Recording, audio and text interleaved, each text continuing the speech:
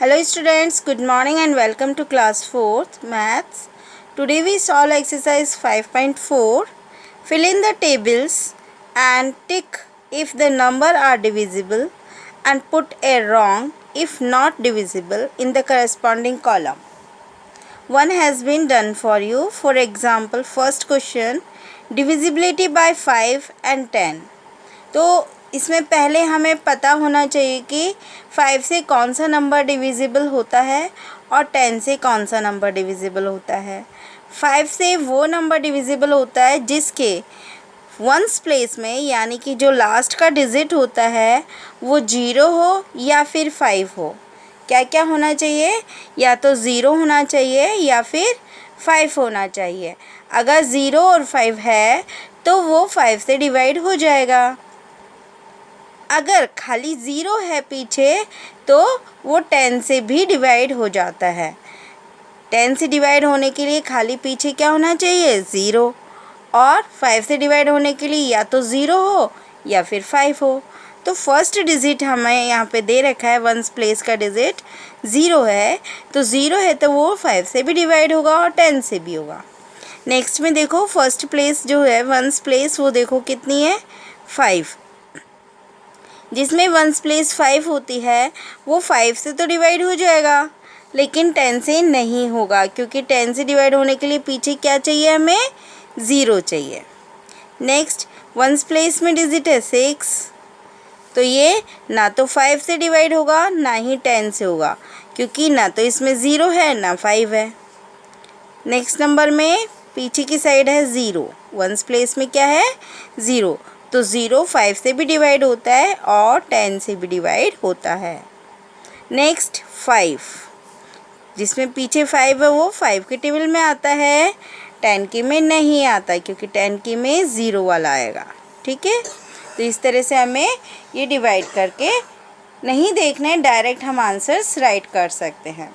Then part 2, question number 2 का second part देखो। यहाँ पे डिविजिबिलिटी बाय 3 एंड 9, 3 और 9 से डिविजिबिलिटी देखनी है। तो 3 और 9 की डिविजिबिलिटी रूल्स क्या है कि जितने भी डिजिट हमारे पास हैं उन सबको हम प्लस कर देते हैं। देखो यहाँ पे है 1 + 0 1 + 1 2 + 0 2 + 1 3, तो सबको प्लस करने से क्या आया? 3। तो अगर वो जो आंसर आता है वो 3 की टेबल में आता है तो 3 से डिवाइड है, 9 के में आता है तो 9 से डिवाइड है। अब इनको देखो, नेक्स्ट नंबर में करके बता रही हूँ। 3 प्लस नेक्स्ट डिजिट क्या है? 4 + 8 + 0 क्या हो जाएगा? 3 + 4 7, 7 + 8 15, तो 15 3 की टेबल में आता है? यस। 9 के में आता है? नो। तो ये इस तरह से हम करेंगे। देन नेक्स्ट वाले में फर्स्ट डिजिट देखो, 9 + 8 + 1 + 9 = 27। 27 3 की टेबल में आता है? यस। 9 की में आता है? यस। Then next 1 + 7 + 9 + 0 = 17। क्या 17 3 की टेबल में आता है? नो। 9 की में आता है? नो। तो जो आंसर हमारा आता है एडिशन करने के बाद में, अगर वो 3 से डिवाइड हो जाए या 3 की टेबल में आता है तो यस होगा, अगर 9 से होता है तो 9 में यस होगा।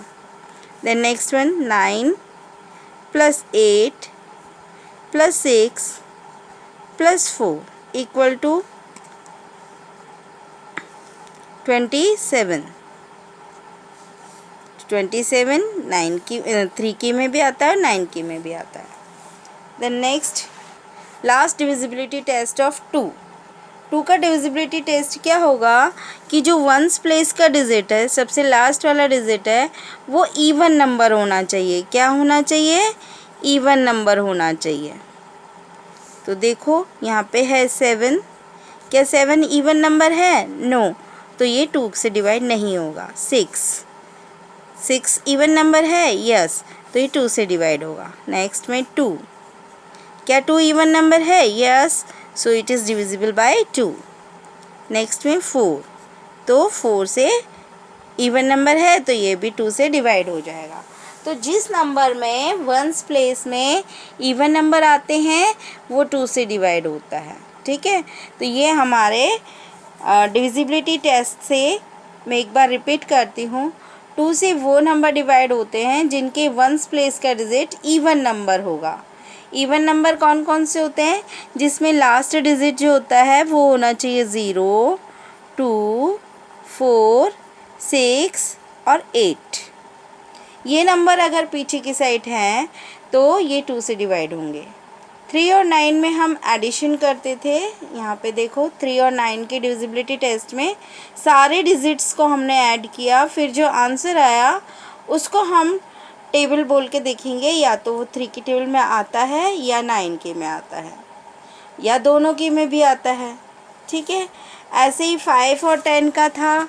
तो 5 और 10 के लिए क्या था? 5 का डिविजिबिलिटी टेस्ट है कि फर्स्ट जो लास्ट डिजिट होता है वंस प्लेस का वो 0 हो या फिर 5 हो। कौन से डिजिट होने चाहिए? या तो 0 या फिर 5।